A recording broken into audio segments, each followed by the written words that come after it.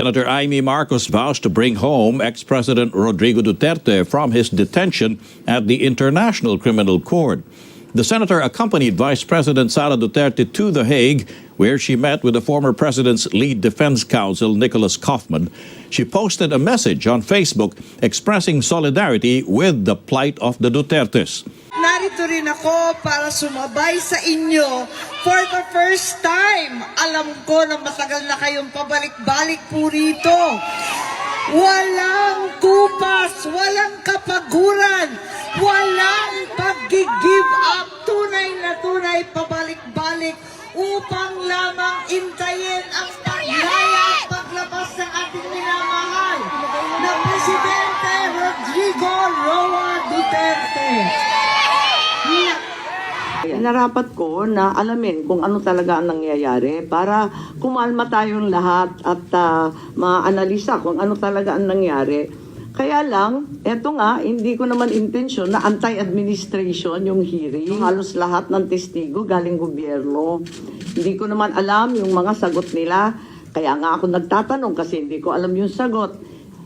Malay ko ba kung anong sasagutin nila? Nung hindi sila magkasundo at hindi tumutugma yung mga sagot nila, hindi maganda yung itsura ng pamahalaan. Nagalit yata sa akin na nabunyag yun sa aking hearing. Mananatili akong independent dahil higit sa anumang political na pakinabang, dapat manaig ang soberanya ng bansa at ang tunay na katarungan para sa bawat Pilipino. Pilipino siya, kaya hindi dapat sinusurrender ang isang Pilipino. Okay, but Senator, does RA 9851 state that it's only for foreigners? It doesn't state right here that it's only for foreigners? Yes, what happened apparently when you investigate the records and the transcript, na tanggal yung surrender of foreigners. But it's very, very clear in the original draft. It's also there in the discussions. And for some mistake, there's been a failure to include the fact that surrender refers to foreigners. I think this is also constitutionally mandated because Filipinos do have a right guaranteed by the Constitution to live in their own homeland. Yung extradition, kapag magpapalayas ka, napakadaming kondisyon Kaya kinakailangan siguro yun na, yung in aid of legislation. While we have to give the constitutional mandate to the Ombudsman to punish and investigate erring public officials, the Senate and the Congress can actually amend 9851 so that it's clearer. In fact, the extradition law in the Philippines was written by my dad, so I think I typed it up because I remember it quite clearly, and it's very, very old as well. Okay, so Senator, to leave this particular topic, clearly it wasn't extradition, pero naniniwala po kayo lumampas sa kapangyarihan ni Pangulong Marcos Jr. ang ginawa niya ng pagbigay, pag-surrender kay dating Pangulong Duterte sa The Hague. Nilabag po niya ang batas. Hindi maliwanag kung sino ang nag-order. Tinatanong nga namin pero sabi nila executive privilege. Tapos nung bandang huli ang sinabi si Secretary of Justice, si Boying Remulla, sabi niya siya daw nag-order. So hindi po maliwanag kaya nahihirapan ako and I'm having a difficult time deriving witnesses because subpoenas have not been signed. Not a single one has been signed by the Senate President. And even the single person we held in contempt. First time ko mag-contempt, hindi ako mahilig niyan ay release ka agad-agad. So sabi ko sa ombudsman na lang tayo umasa pagkat hinaharang itong investigasyon. Mukhang ayaw na ayaw nilang mabuko at mailabas ang katotohanan. Pero natuwa naman ako sa ombudsman kasi ang issue ay talagang umaksyon agad at hindi nasayang yung panahon ng lahat. Ipinalagay kong nakita ng ombudsman ang kasinungalingan at mga butas sa testimonya at kilos na lumitaw sa 3 pagdinig ng Senate Committee.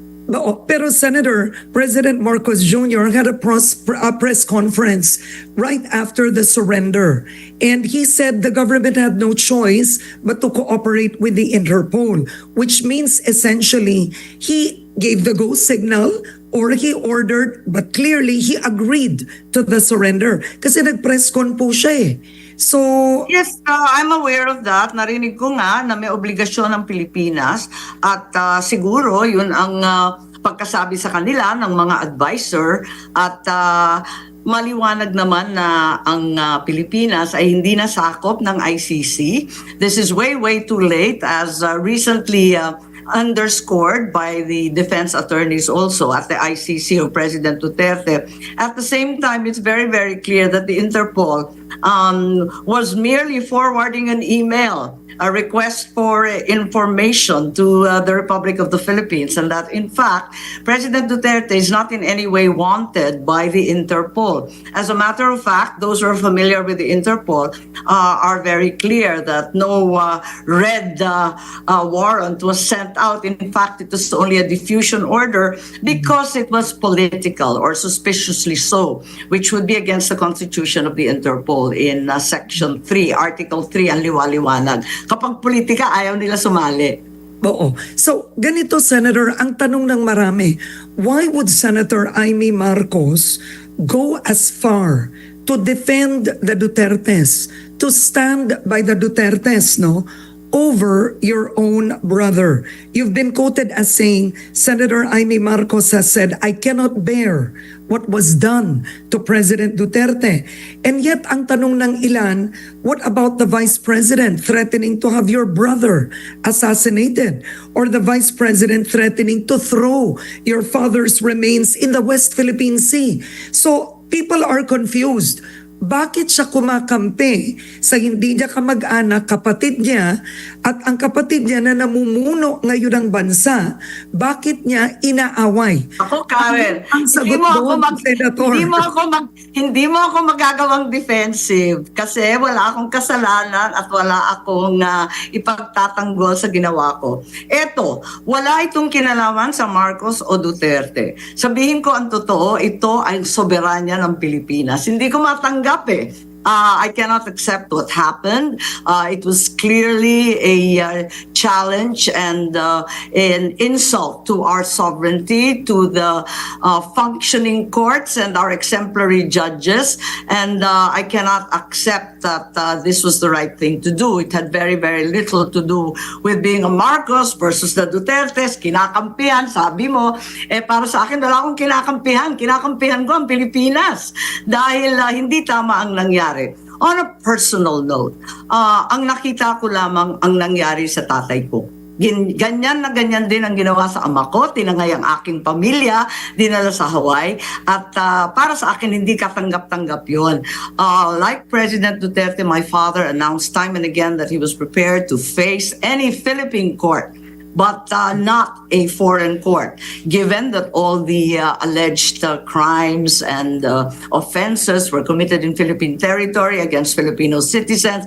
Ano naman ang pakialam ng dayuhan sa ating usapin? Nakita naman natin lahat ng tinangay na mga testigo, ang dokumento, lahat ng deposition, nanggaling sa Pilipinas at dinala sa The Hague. Bakit hindi na lang natin ginawa dito? May nagsabi nga sa akin imported na nga yung rice, imported pa yung hustisya. Ano ba nangyayari sa bansa natin? Wala na ba ang Pilipinas? Okay, but then Senator, you also have Duterte's crimes against humanity. You We are have- not denying. I am not in any way judging, denying. I'm not standing as his attorney. I have no doubt that there are actions that need to be answered for.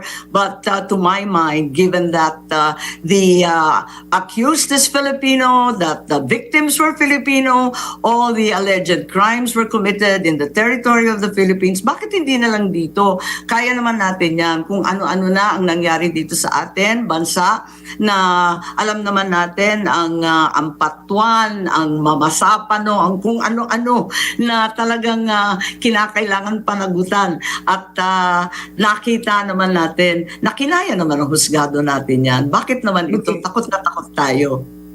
Alright. Baka kaduwagan na imbes na dito sa Pilipinas, kinakabahan, kaya walang visa muna yung ating judiciary at tinangay sa ibang bansa. Hindi naman maganda yun.